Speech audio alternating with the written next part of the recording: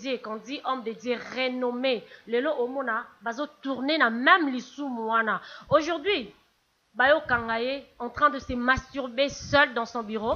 Et vraiment, c'est une mauvaise chose. Pourquoi? C'est très pénible. Vous savez, nous formons un seul corps. C'est le corps du Christ.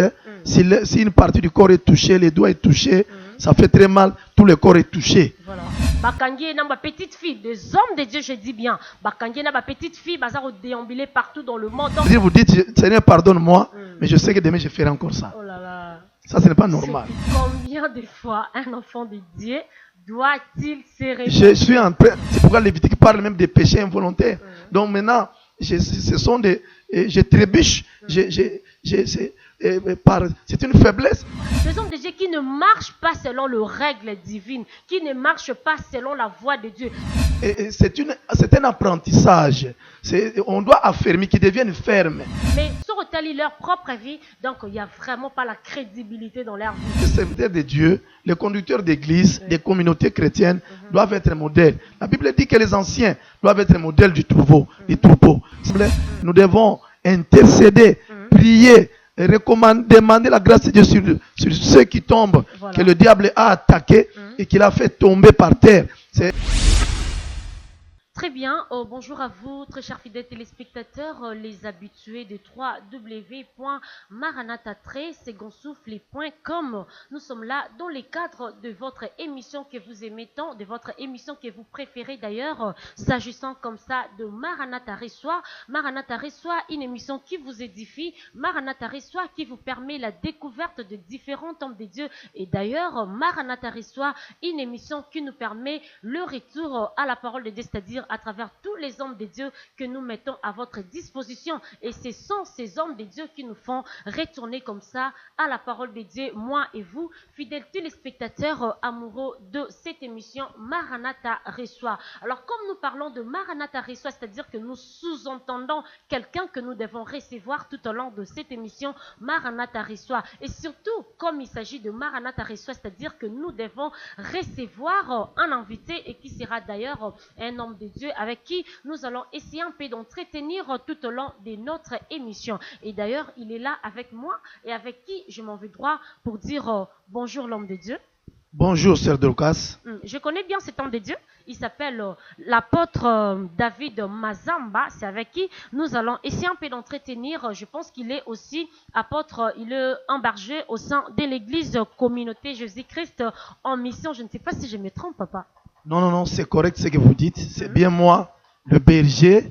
Enfin, je ne suis pas le berger en chef. Le berger en chef, c'est Jésus-Christ. Voilà. Mais moi, je suis sous son autorité pour le représenter en tant que berger dans la communauté des églises du ministère de Jésus-Christ en mission. Ok, merci beaucoup. Je ne sais pas, qu'est-ce que vous pouvez ajouter par rapport à cette dite présentation que je viens de faire là? Ok, nous voulons que nos bien-aimés téléspectateurs puissent connaître notre communauté. Oui, oui. Et cette communauté est basée en tant que direction générale en RD Congo à Kinshasa, dans la commune d'Ngiringiri, au quartier Diomi, sur l'avenue Bondo, numéro 78. C'est là que nous sommes. C'est une communauté, c'est une jeune communauté qui va avoir 2 ans au mois de février 2017. Oui, oui. Et nous disons que c'est une communauté parce que nous avons vocation, vision ou mission d'implanter des églises locales dans tous les pays du monde par la grâce de Dieu. Ok, merci beaucoup l'homme de Dieu. C'est une grande communauté qui n'a commencé qu'au Bila, je sais pas, il y a pratiquement 2 ans qu'on venait de le dire.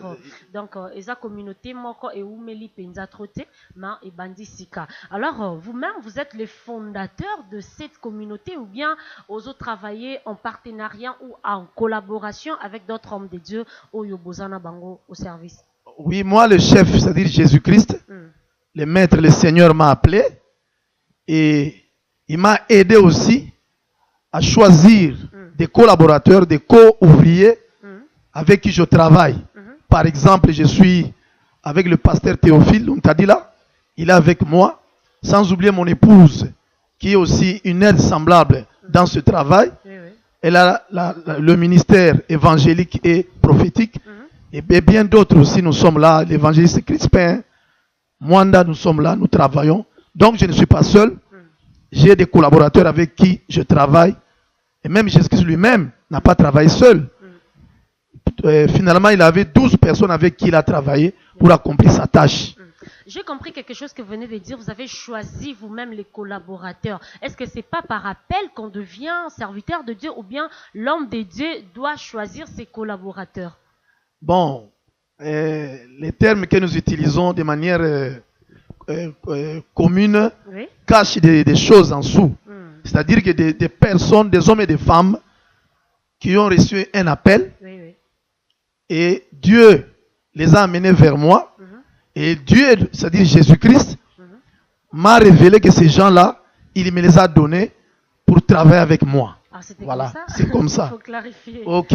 Voilà, très bien. Merci beaucoup. L'église, c'est Communauté Jésus-Christ en mission. Alors, je me demande là, comment est la santé de l'église?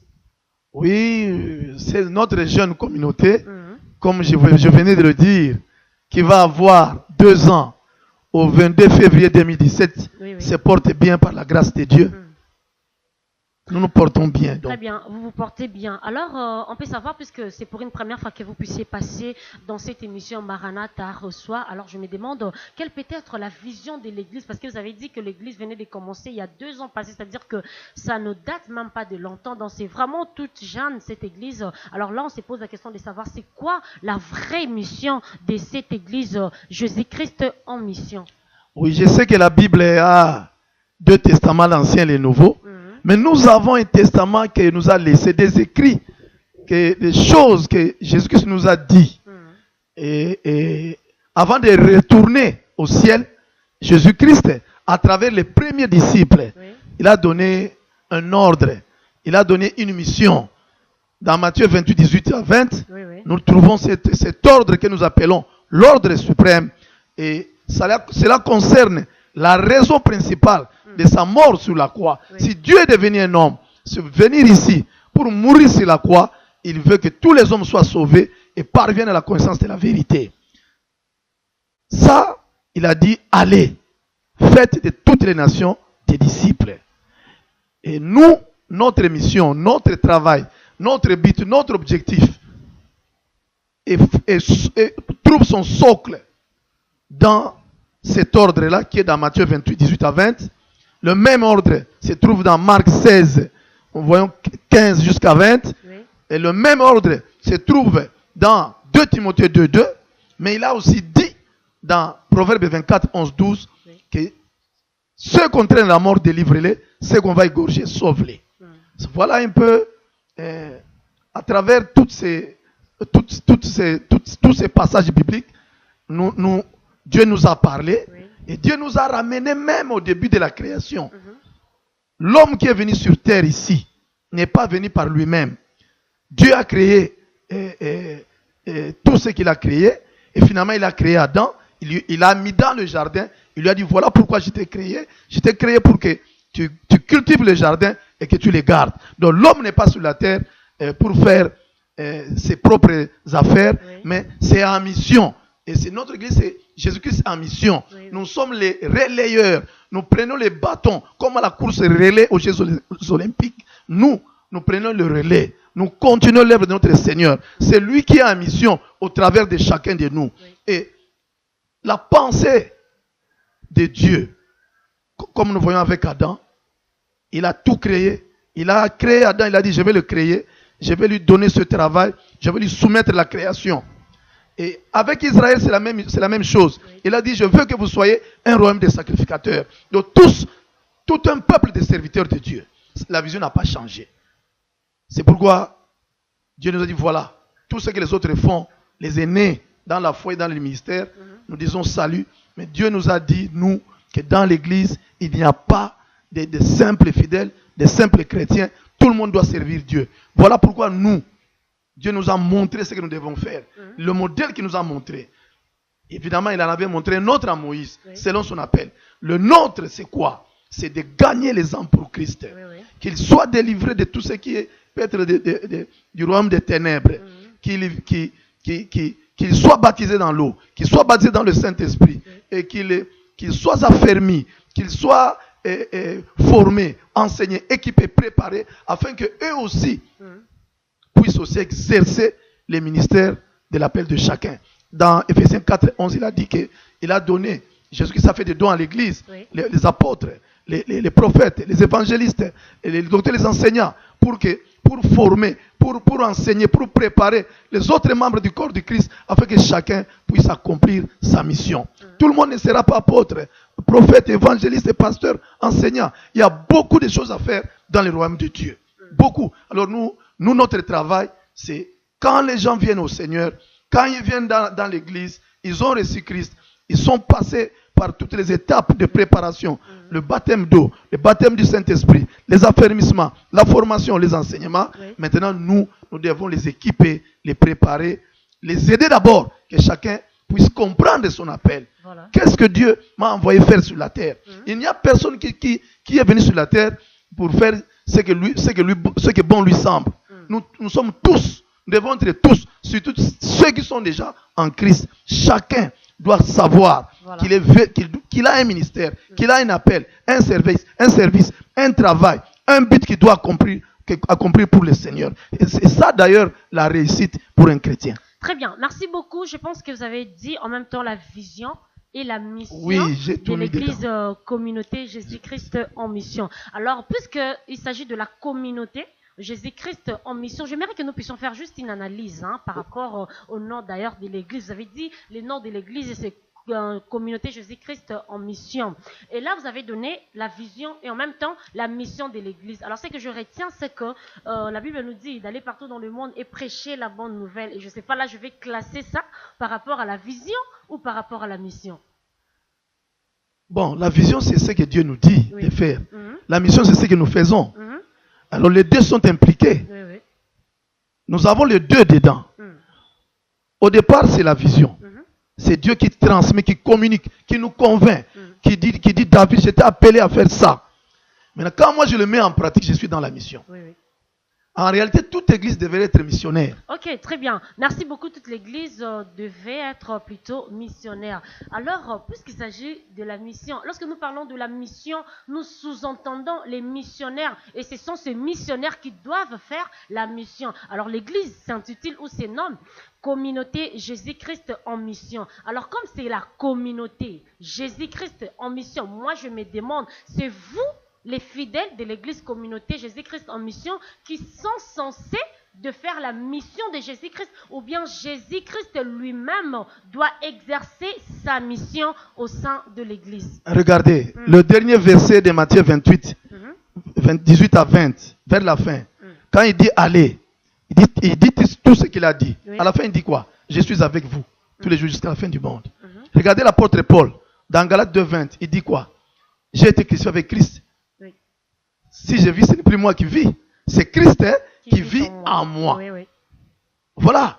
Donc Christ en nous, c'est lui qui nous anime, c'est lui qui nous conduit. C'est là même où, et je sais que ce n'est pas facile, je ne prétends pas avoir atteint un niveau où je laisse Jésus-Christ totalement, absolument toutes choses. Mais c'est ça, ce que nous devons, nous tous, en tant que chrétiens, nous devons laisser Jésus-Christ, par le Saint-Esprit,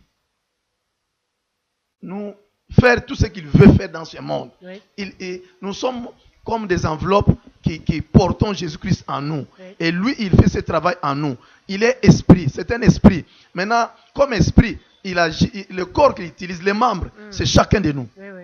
Donc c'est pourquoi nous disons que c'est Jésus-Christ en nous qui fait la mission. Comme il n'est pas visible, Voilà. c'est nous qui sommes Les visibles. représentants. C'est de nous qui Jésus-Christ. le représentons, Voilà. qui le représentons. Nous sommes ses ambassadeurs. Oui, oui. La Bible dit dans 2 Corinthiens 5, 17, 18, 19, 20, quelque part 21, il dit, nous avons pour fonction ambassadeur pour Christ. Voilà. Donc c'est nous qui travaillons, mais Christ le fait en nous et il nous le dit, il nous donne la force, il nous rend capables. C'est sa capacité en nous.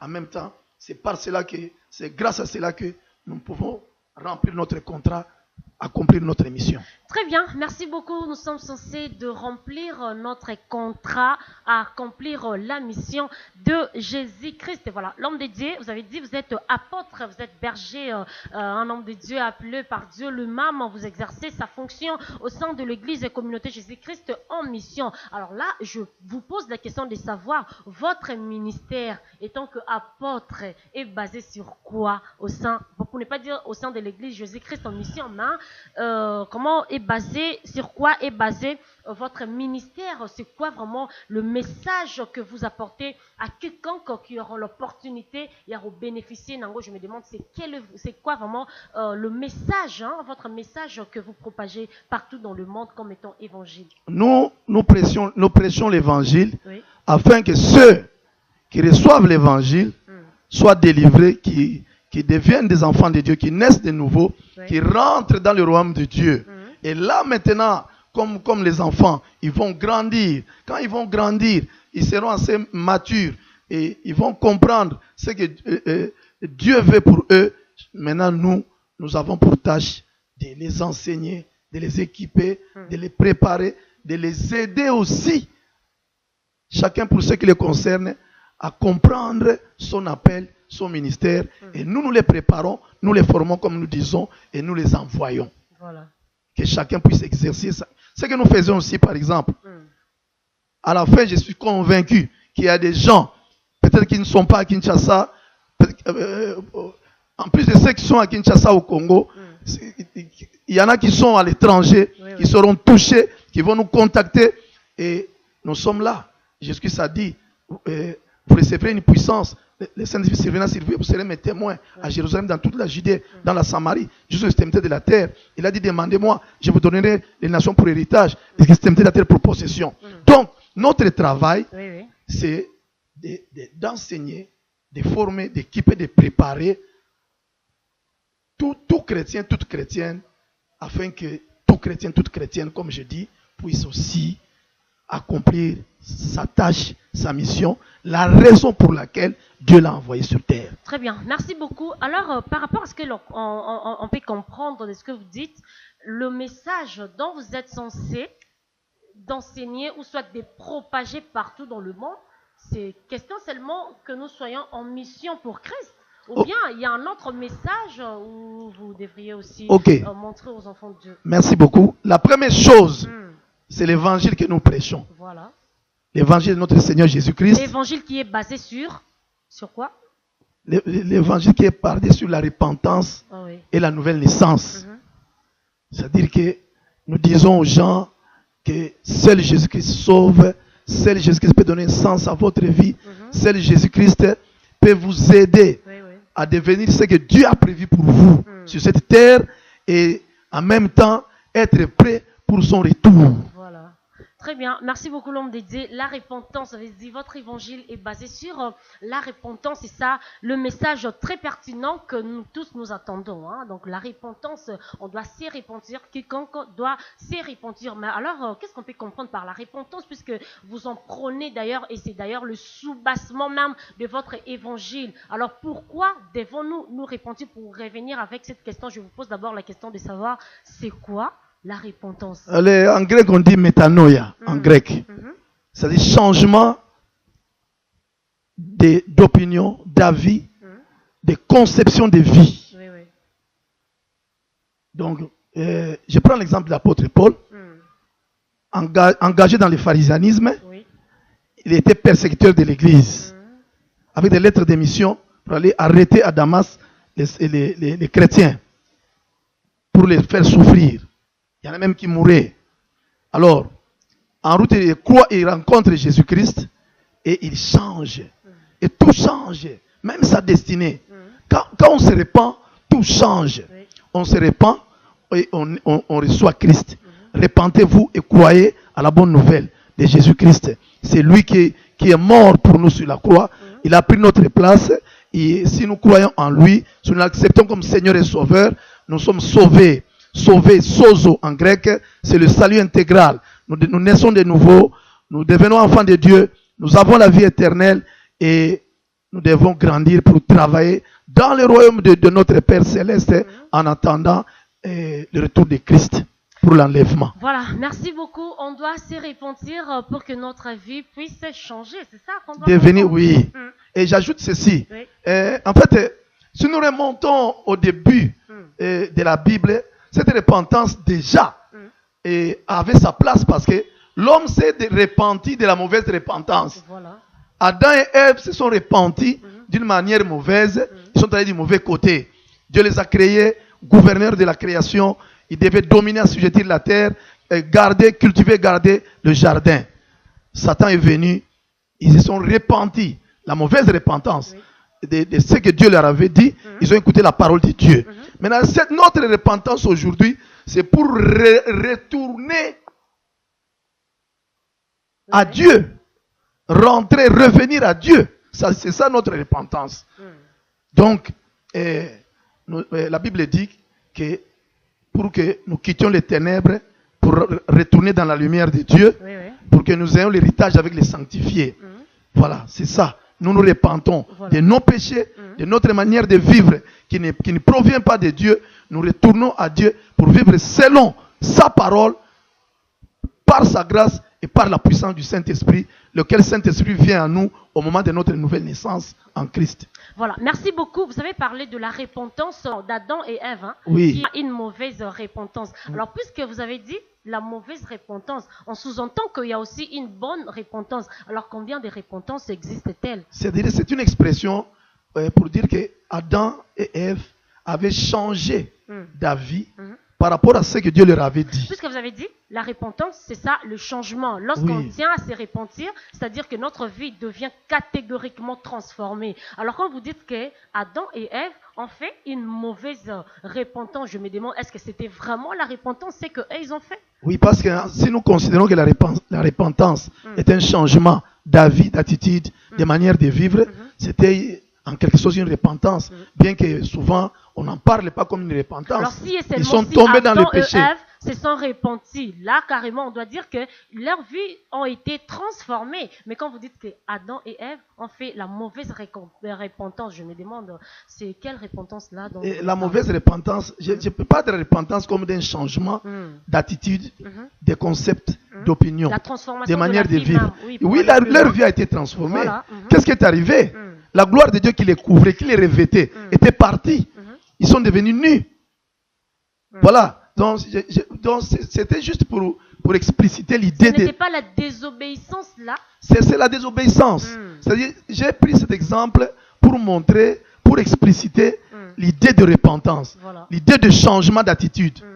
C'est dans ce sens-là. Mais la repentance qui nous concerne dans la Bible, c'est nous repentir de notre mauvaise manière de vivre que nous avons hérité par le sang, par le monde, à travers le train de ce monde, la mauvaise manière de vivre de ce monde. Maintenant, nous quittons cette mauvaise manière de vivre, nous retournons à Dieu, nous nous repentons, nous changeons d'attitude, de direction, de conception de vie, de manière de vivre, nous changeons de manière de vivre, nous retournons à Dieu. Bon, nous disons que le changement, en fait, nous avons une nouvelle naissance, une nouvelle vie, mais la manifestation visible du changement est progressive. Comme un enfant qui naît, il a la nature de son père, de sa mère. Mais pour le caractère, il doit être élevé, éduqué. Et élevé et éduqué, ce sont les affermissements, c'est la parole de Dieu, les enseignements, pour que ce qui est en nous puisse grandir et croître de l'intérieur vers l'extérieur, et que cela soit visible, que vraiment les gens puissent voir et reconnaître que réellement cette personne vivait d'une manière qui n'était pas agréable à Dieu. Maintenant, voilà que cette personne est née de nouveau. Maintenant, elle vit d'une manière agréable à Dieu. Voilà, merci beaucoup. Lorsque vous parlez de la repentance, moi je me demande, on sous-entend quoi dans la repentance? On doit se repentir, oui, bien sûr, mais est-ce que le fait de se repentir, c'est question d'accepter Seigneur comme Jésus-Christ comme Seigneur et Sauveur, se faire baptiser ou quoi? Vous dites la repentance, nos vies doivent se transformer, mais comment devons-nous nous repentir? Est-ce que c'est faire baptiser, c'est ça aussi la repentance? Accepter Christ comme Seigneur et Sauveur, c'est ça aussi la repentance? Ou bien simplement dire que j'abandonne le péché et voilà, je viens envers Jésus-Christ? Ok, personne ne peut abandonner le péché par ses propres efforts. Mais du moins, ça commence par le fait qu'après avoir écouté le message de l'évangile, Oui. le Saint-Esprit vous touche, il vous convainc des péchés. Il convainc la personne. La personne reconnaît que moi, je suis un pécheur.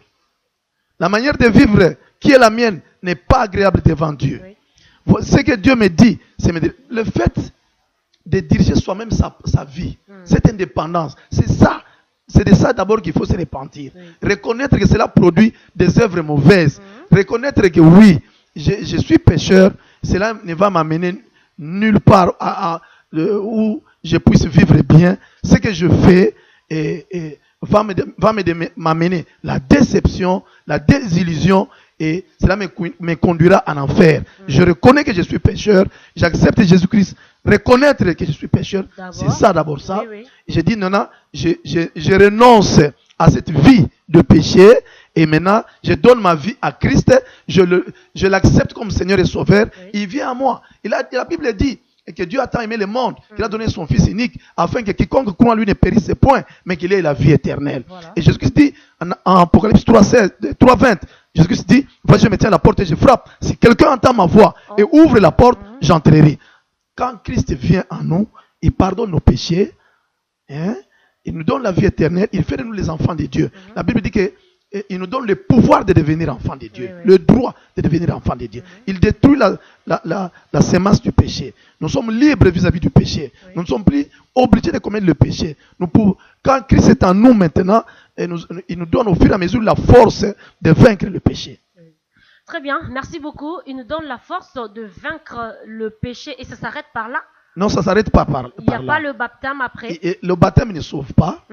Et le baptême est un témoignage de ce qui s'est passé en nous quand nous avons reçu Christ. Romains 6 le dit bien, que nous avons été rendus semblables à lui dans sa mort. C'est-à-dire, quand je vais au baptême, c'est pourquoi il est public. Le baptême d'eau, je crois que c'est de ça que nous parlons. Voilà, le baptême d'eau se fait en public, c'est un témoignage. Que voilà, moi j'étais pécheur, j'ai reçu Christ et maintenant je m'engage à vivre comme Christ le veut, pas par ma force, grâce au Saint-Esprit qui est maintenant en moi. Alors je vais au baptême pour témoigner que j'ai été crucifié avec Christ, je suis mort avec lui, j'ai été enseveli avec lui et je suis ressuscité avec lui. Comme Christ est ressuscité, moi aussi je suis ressuscité en nouveauté de vie. Oui. C'est ça, c'est le baptême. Mais est-ce que l'on comprend dans de nombreuses églises, les hommes de Dieu nous enseignent aussi comme ça, si vous n'êtes pas baptisé, ne croyez même pas tout au long de votre vie que vous allez voir le Seigneur. C'est ça qu'on nous dit? Vous allez contredire ces messages? Bon, nous dirons ceci. Celui qui n'est pas baptisé ne verra pas Jésus-Christ. C'est ça qu'on nous dit? Oui, ce message est basé sur Marc 16:16. Oui. La Bible dit, celui qui croira et qui sera baptisé sera sauvé. Exactement. Mais celui qui ne croira pas sera condamné. Exactement. C'est un ordre que le Seigneur a donné. Ah oui. Nous devons obéir à cet ordre-là. Il a donné l'exemple lui-même. Il a dit c'est pour accomplir ce qui est juste. Jean-Baptiste a refusé de le baptiser. Il lui a dit non, faisons ce qui est juste. Il lui a montré la voie. Lui, il n'avait pas de péché. En fait, nous dirons plutôt qu'il n'en avait pas besoin. Mais il a montré l'exemple en tant que Dieu qui a revêtu le corps humain et nous a donné cet ordre-là. Oui. Le baptême, c'est un engagement d'une bonne conscience envers Dieu aussi. Oui. C'est-à-dire que quand j'ai reçu Christ, peut-être que j'étais seul avec la personne qui m'a prêché. Maintenant, quand je vais au baptême, tout le monde sait maintenant que cette personne-là a reçu Christ. Voilà. Et cette personne est née de nouveau et elle témoigne de cela. Et nous ne pouvons pas séparer le salut, dire seulement je reçois Christ, je ne veux pas du baptême. D'ailleurs, quand on va au baptême, c'est pour dire aux gens, écoutez, je me fais baptiser, je ne vais plus obéir au péché. Mais catégoriquement, c'est ça. Lorsque déjà on a l'idée de se repentir, on dit que voilà, je vais abandonner le péché, je ne vais plus pécher, je ne vais plus mener cette même vie horrible que je menais avant. Je vais cette fois-ci que ma vie se transforme, c'est-à-dire j'accepte Jésus-Christ comme mon Seigneur et Sauveur. Alors dans ces cas-là, on est obligé de recevoir son baptême, non? Oui, celui qui croira et qui sera baptisé. Vous savez, le baptême et il y en a même qui disent qu'il complète le salut. Non, bon. Oui, ça marche de pair. Oui, on ne peut pas séparer ça. Le processus, oui, c'est un processus. Je me répands, j'ai écouté le message de l'évangile. je me répands, je reçois Christ. Maintenant, les encadrés me disent maintenant, tu dois être baptisé dans l'eau. Voilà. D'ailleurs, il y a même dans les enseignements, dans une autre dimension des enseignements, nous parlons de la triple onction. C'est-à-dire l'onction du lépreux. Le lépreux étant le symbole du péché. Quand je reçois Christ comme Seigneur et Sauveur, et ça, je me répands de mes péchés, j'ai reçu l'onction du lépreux. Ok? Et maintenant, l'onction du sacrificateur, les sacrificateurs avant d'entrer en fonction, on les lavait dans l'eau. Ils devaient se laver dans l'eau. Et c'est l'image il y en a certains qui symbolisent cela par le baptême. Ça, c'est l'onction du sacrificateur et l'onction du Saint-Esprit. Le baptême du Saint-Esprit qui nous donne la plénitude. On nous dit, ça, c'est l'onction royale. Pourquoi? Parce que Adam devait régner. Et Dieu n'a pas échoué, il n'échouera jamais. C'est ce projet-là. Donc, voilà ce chemin-là. D'abord, dans ma repentance, je reçois Christ. Je donne ma vie à Christ. Je suis né de nouveau. Je dois être lavé. C'est une image de la purification aussi, le baptême. Je dois être lavé de mes péchés. Montrer que j'étais purifié, j'étais pécheur. Voilà, j'entre dans l'eau. Je m'identifie avec Christ. Ok? Maintenant, quand je sors de l'eau, pour dire aux gens, moi que vous voyez là, je suis né de nouveau. Maintenant, je marche en nouveauté de vie. Mon baptême, c'est j'ai été crucifié avec Christ, je suis mort. Christ est mort à la croix, je suis mort avec lui. Il a été enterré, enseveli. Moi aussi avec lui. Il est ressuscité en nouveauté de vie. Il est ressuscité. Moi, je suis ressuscité en nouveauté de vie. C'est une séparation avec le monde, avec le péché. C'est du point de vue engagement, quoi. Voilà. Merci beaucoup, l'homme de Dieu. Alors, puisque nous parlons de la repentance, oui, c'est bien, on doit se repentir. Mais là, je me demande encore, combien de fois un enfant de Dieu doit-il se repentir? Je crois que c'est 2 Corinthiens 17 ou 7, 10. La Bible dit ceci, que la tristesse selon le monde ne produit rien de bon. Mais la repentance à salut, on ne s'en repent plus. Combien de fois on doit se repentir? Une fois. La vraie repentance, c'est une fois. C'est-à-dire, d'accord. Quelqu'un, je me repens. Maintenant, vous voyez l'enfant. Il est né comme nous naissons de nouveau. Quand quelqu'un est né de nouveau, on le compare à un bébé qui vient de naître. Le bébé qui vient de naître, on le lange, on lui met la poudre, on le lave, on l'allaite, on le berce, il dort. Mais quand on l'allaite là, au fur et à mesure il grandit, sa nourriture va devenir de plus en plus solide. Après, c'est la bouillie. Après, c'est peut-être le foufou, ça dépend du régime alimentaire. Finalement, il va avoir la nourriture solide et en même temps, il grandit. Alors, pendant le processus de sa croissance, au moment où l'enfant commence à se mettre debout, il arrive qu'il puisse tomber, mais l'enfant fera tout pour se mettre encore debout. Parce que la vie qui est en l'enfant lui dit, tu ne peux pas rester couché par terre. Ok? Alors, pendant qu'il essaie de marcher, il peut faire 3-4 pas, il tombe, il va se relever. Et la Bible dit dans Jérémie, est-ce qu'on peut tomber sans se relever? Donc, c'est-à-dire qu'il peut y avoir des faiblesses, des faux pas, mais au moins, on se relève, on se met debout. C'est-à-dire qu'on confesse son péché, on continue sa marche. Voilà. Et ce n'est pas une vie où on commet le même péché, on confesse le même péché.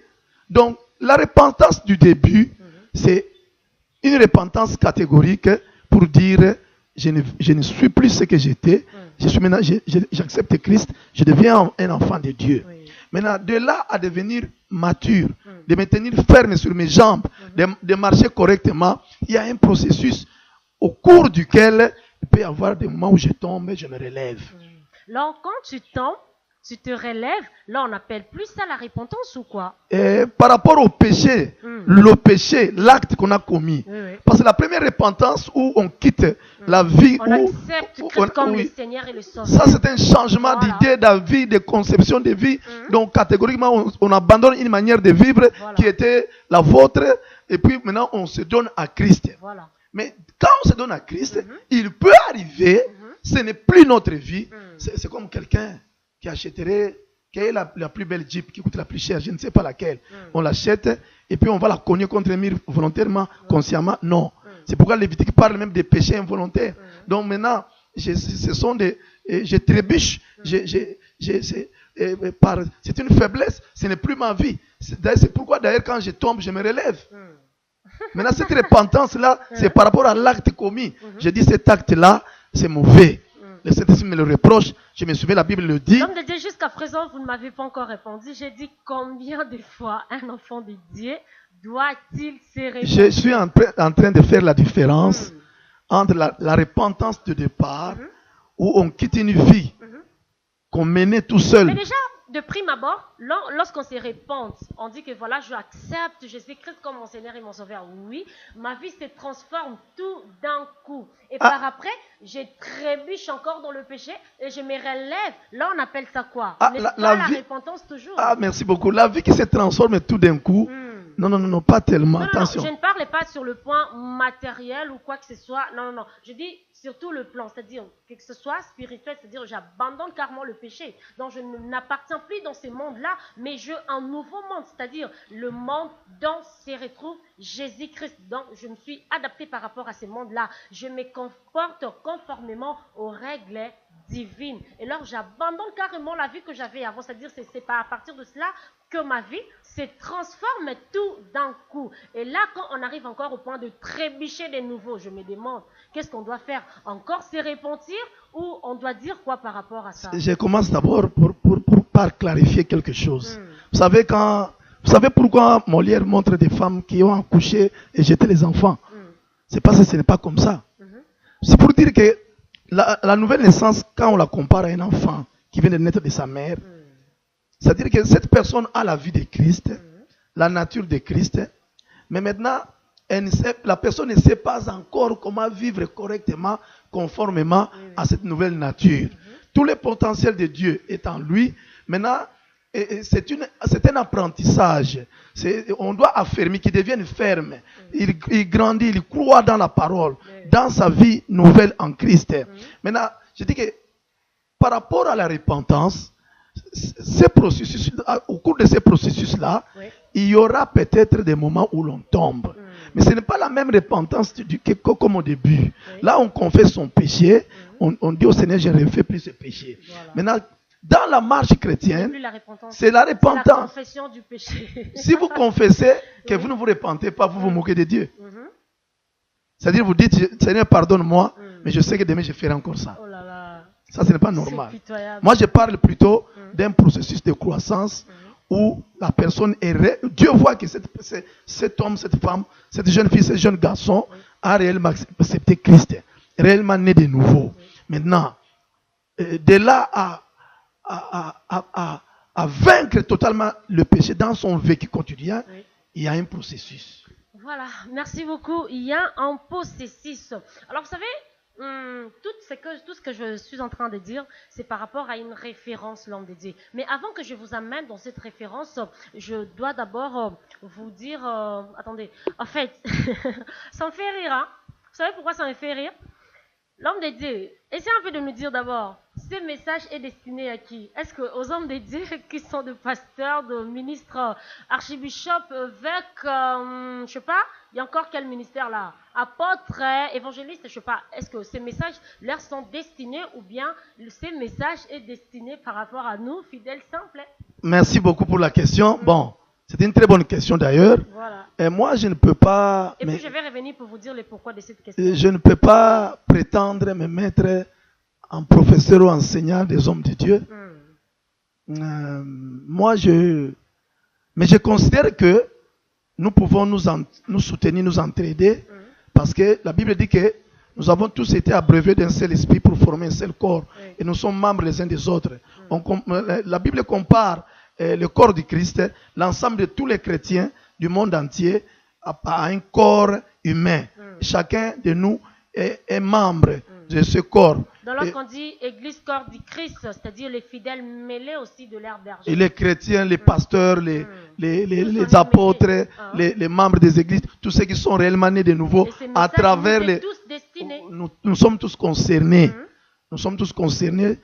Moi, le premier de la repentance, vous savez, mon parcours dans la vie chrétienne, j'ai beaucoup trébuché. C'est-à-dire que si c'est tout, les stigmates devaient être sur le corps physique, je serais plein de cicatrices sur mon corps. Donc, c'est-à-dire que j'ai compris comment c'est pénible. Je suis là pour exhorter, aider, encourager que ceux qui ont réellement reçu Christ, qui peuvent être tombés, qui ne se découragent pas, qu'ils confessent leurs péchés, qu'ils appellent Christ au secours, qu'ils les tiennent par la main, qu'ils se lèvent, qu'ils continuent à marcher avec Christ. Il arrivera un moment où, à force de se confier avec Christ, de prier, de chercher Dieu, de pratiquer la parole de Dieu, et Dieu les rendra forts et finalement, ils seront forts jusqu'à ce que on trouvera difficilement des péchés dans leur vie. Très bien, merci beaucoup l'homme de Dieu. Alors, vous avez eu aussi à trébucher toutefois par rapport à votre parcours, et oui, c'est tout à fait normal et logique.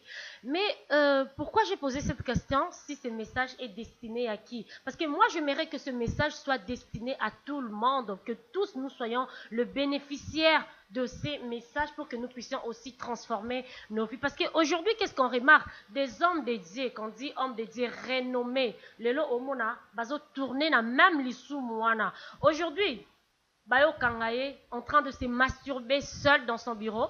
D'autres personnes encore, bakangi na ba petite fille, des hommes de Dieu, je dis bien, bakangi na ba petite fille, bazaro déambuler partout dans le monde. Donc, des hommes de Dieu qui ne marchent pas selon les règles divines, qui ne marchent pas selon la voie de Dieu. Alors, les hommes de Dieu qui ont commencé de prime abord à nous prêcher que non, vous devez vous repentir et tout consort, mais sur leur propre vie, donc il n'y a vraiment pas la crédibilité dans leur vie. Raison pour laquelle je me demande comment ce message est destiné à qui? Est-ce que tous nous sommes bénéficiaires? C'est-à-dire le fidèle mêlé des hommes de Dieu, sommes-nous bénéficiaires de ces messages? Ou bien il y a une particularité par rapport à ces messages? Parce que tous, on est concernés par rapport à ça. Des hommes de Dieu qui commettent de bêtises, qui sortent avec des petites filles, voire même ils sont mariés, mais qui commettent de péchés pareils comme ça. Alors eux aussi, ils ont leur part par rapport à ces messages. Bon, moi je crois que quand un message est donné par Dieu, peu importe l'instrument qu'il utilise, ça peut être un illustre inconnu comme moi, ou un serviteur de Dieu très connu, ou un simple infidèle à l'église. Mais quand Dieu parle, le vrai message de Dieu est accompagné, le Saint-Esprit utilise cela pour convaincre toute personne qui est concernée. Dieu s'arrangera pour que toute personne concernée puisse entendre le message, et le Saint-Esprit agira pour amener toute personne qui doit se repentir de quelque chose à la repentance. Donc, moi j'ai fait ma part de travail. En réalité, les serviteurs de Dieu, les conducteurs d'église, des communautés chrétiennes doivent être modèles. La Bible dit que les anciens doivent être modèles du troupeau. C'est-à-dire que Dieu voudrait que tout serviteur de Dieu, c'est-à-dire que la vie de tout serviteur de Dieu soit conforme à l'évangile de Christ qu'il prêche. Et Jésus-Christ a dit qu'on ne peut reconnaître l'arbre qu'à son fruit. C'est ça vraiment ce qui est important. Mais la Bible dit aussi, quand vous voyez quelqu'un tomber... Et lorsqu'on découvre qu'il y a de mauvais fruits par rapport à cet arbre, on doit faire Alors quoi? Moi je dis ceci, vraiment c'est une mauvaise chose, c'est très pénible. Vous savez, nous formons un seul corps, c'est le corps de Christ. Si une partie du corps est touchée, les doigts est touché, ça fait très mal, tout le corps est touché. Voilà. Donc nous devons souffrir ensemble, nous devons intercéder, prier, demander la grâce de Dieu sur ceux qui tombent, que le diable a attaqué et qu'il a fait tomber par terre. C'est ce que moi je dis, c'est que vraiment cela doit nous concerner tous. Quand nous savons que tel est tombé, nous devons prier pour lui. Donc je dis ceci, que j'exhorte vraiment, je n'encourage pas, ce n'est pas bon. Christ n'a pas voulu son église comme ça, que ceux qu'il a placés comme bergers, comme responsables, puissent vivre d'une mauvaise manière, être un mauvais exemple pour les membres, pour les troupeaux qu'il dirige. Mais je dis que la première cible de Satan, ce sont ces gens-là qui sont devant. La Bible dit on frappera les troupeaux, les bergers, les troupeaux se disperseront. Voilà, merci beaucoup, très bien l'homme de Dieu. En tout cas, on nous fait signe que nous sommes arrivés pratiquement à la fin de cette émission. Mais avant que nous puissions, parce que j'aime bien, très chers téléspectateurs, la grâce de cet homme que j'ai en face de moi, l'apôtre David Mazamba. Moi, je connais sa grâce, Dieu a mis sa grâce sur lui. Alors, j'aimerais que puisse faire juste une courte prière à tous les bénéficiaires de cette émission sur www.maranatha-souffle.com, que vous soyez en Europe, en Amérique, au Congo, partout où vous êtes en train de nous suivre. Alors j'aimerais que l'homme de Dieu puisse faire juste une petite prière pour que vous puissiez aussi bénéficier de sa grâce. Mais avant tout, juste un mot de la fin.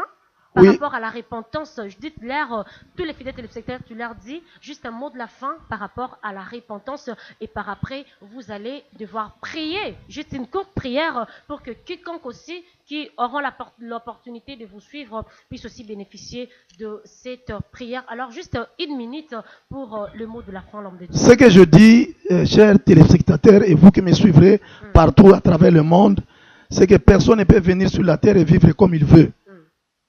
Surtout nous les chrétiens, que chacun puisse travailler à l'église. Chacun doit trouver ce que Dieu a prévu pour lui. La raison pour laquelle Dieu l'a sauvé. Dieu a délivré Israël pour qu'il aille servir ce Dieu-là. Si tu es à l'église, si tu me suis, sache que ça te concerne. Oui. Prie, demande au Seigneur qu'est-ce que moi je dois faire. Il y a plusieurs manières de travailler, de soutenir l'œuvre de Dieu. Avec l'argent, avec les prières, en s'impliquant dans les ministères, par les dons. Tout le monde doit travailler, tout chrétien doit travailler à l'église. Et nous, notre travail, c'est de ceux qui vont réagir, qui vont nous contacter, c'est de les aider à comprendre leur ministère, de préparer, les former pour que chacun puisse accomplir sa tâche, sa mission, la raison de sa venue sur cette terre. Il n'y a pas de simples chrétiens à l'église. Oui. Tout le monde doit travailler. Oui. Tout enfant de Dieu doit arriver jusqu'à travailler pour notre Père Céleste dans son royaume. Alors ici aussi, je demanderai que ceux qui veulent nous contacter puissent nous contacter. Nos numéros seront affichés. Vous verrez nos numéros. Voilà, tous ces numéros qui sont affichés là. Ok, vous allez nous contacter à ces numéros-là si vous avez des questions. Maintenant, je vais prier pour toute personne qui est malade. Toi qui as reçu Christ comme Seigneur et Sauveur. Si tu n'as pas reçu Christ, reçois Christ. Appelle Christ dans ta vie. Dis-lui, je te donne mon cœur. Dirige ma vie. J'abandonne cette vie. Toi seul dois être mon Seigneur et mon Sauveur. Conduis-moi dans toute la vérité. Enseigne-moi toutes choses. Je t'abandonne ma vie. Alors, tu donnes ta vie à Christ. Tu l'appelles et qu'il vienne dans ta vie. Selon Jean 3,16, Apocalypse 3,20, Jean 1, 12, 13. Il viendra. Tu vas naître de nouveau. Tu deviendras enfant de Dieu. Tu as droit maintenant au salut, le salut intégral. C'est-à-dire quoi? Tu as la vie éternelle. Tu es enfant de Dieu. Tu vas avoir aussi le salut du corps. C'est la guérison. Maintenant, là où tu es, tu touches là où tu souffres. Je déclare ce qui est dit dans la Bible. La Bible déclare dans Isaïe 53 que Dieu a pris nos souffrances. Il s'est chargé de nos douleurs. Matthieu 8, 17 dit ceci. Il a pris nos infirmités. Il s'est chargé de nos maladies. 1 Pierre 2, 24 dit que par ces médecins que nous sommes guéris. Si tu as reçu Christ, sache que Christ a payé pour toi. Les blessures qu'il a eues, c'est pour que toi tu sois guéri. Tu ne peux plus accepter la maladie. La maladie ne vient pas de Dieu. Christ a payé sur la croix. Une dette on ne paye qu'une fois. Voilà pourquoi j'étends ma main. Ma main est visible, celle de Christ, tu ne la vois pas. Elle est sur toi. Maintenant, tu dois être guéri. J'ordonne à la maladie qui est en toi de te quitter au nom de Jésus-Christ. Que la puissance du Saint-Esprit te saisisse, qu'il te guérisse. Peu importe, malaria, typhoïde, sida, cancer, myome, kyste, fibrome, diabète, prostate. Au nom de Jésus-Christ, vous libérez toute personne qui a la foi, maintenant qui croit que Jésus-Christ peut le guérir. C'est lui, selon Exode 15, 26, l'Éternel qui le guérit. Je le déclare. Sois guéri au nom de Jésus-Christ. Je dépouille toute puissante maladie qui est en toi. Seigneur, j'ordonne maintenant à tout esprit impur, à tout démon de quitter toute personne qui est là, qui m'écoute, au nom de Jésus-Christ. Sois délivré de toute puissance des ténèbres. Sois guéri de toute maladie démoniaque et autres. Merci Seigneur Jésus-Christ, parce que tu as accompli ta parole. Parce que tu as déclaré que ceux qu'on traîne la mort soient délivrés, que ceux qu'on veut égorger, nous puissions les sauver. Qu'il en soit ainsi dans le nom de Jésus-Christ. Amen. Amen. Merci beaucoup l'homme de Dieu. Je pense que fidèles téléspectateurs, vous avez bénéficié de cette prière déclarée par l'homme de Dieu, l'apôtre David Mazamba. Merci beaucoup à tous ceux-là qui nous ont suivis de partout et je pense que vous avez bénéficié de beaucoup de choses tout en suivant cette émission. Alors l'homme de Dieu, rappelez-nous l'adresse de l'église et aussi les salutations, juste 2 personnes et puis voilà. Ah oui, je salue ma tendre épouse Sarah, ma fille Sardouane. Je salue toute l'église. c'est Bondo 78A, commune de Ngirigiri, Kinshasa, RDC. Et tous ceux qui m'ont suivi, comme j'ai dit, si vous êtes touchés, vous me contactez par SMS ou par appel aux numéros qui sont affichés. Que la grâce de Dieu repose sur vous. Au nom de Jésus-Christ. Amen. Amen. Voilà. Merci beaucoup, l'homme de Dieu. Merci d'avoir répondu à notre invitation. Et merci beaucoup à toi, fidèle téléspectateur, parce que tu as fait juste cet exercice-là de mettre à côté ta télécommande et comme ça pour focaliser ton attention à nous suivre. En tout cas, ça nous a fait énormément plaisir. Merci aussi à la grande équipe technique qui nous a accompagnés. Là, je vois Fredin Tso qui est du côté de la réalisation. Merci derrière toutes les deux caméras, Joyce Kingono, ainsi que notre frère Pichu Maimbi, je vous aime tellement bien. Et merci beaucoup à toi aussi, Rondi Ngwala. Merci beaucoup à toi, Régis Maimbi. En tout cas, merci beaucoup cette équipe costaud de www.maranatha-second-souffle.com. Je t'aime beaucoup, Yaya. Guy Charlier Mayeto, mon grand frère propre, privé, agréé. Merci à toi, mon grand frère Johnny Mayeto, Mireille Mayeto, ainsi que toute la famille Mayeto. Je vous aime tellement bien. L'homme du second souffle, l'évangéliste Josué Lokamba, ainsi que sa très chère épouse, maman Judith Lokamba. Alors, toi, je ne t'oublie pas. Alain Chou, Alain Ponzo, je t'aime tellement bien et tu le sais. Et quant à moi, je vous dis bye bye. Et là, je suis Dorcas Bafutuka, la caféenne.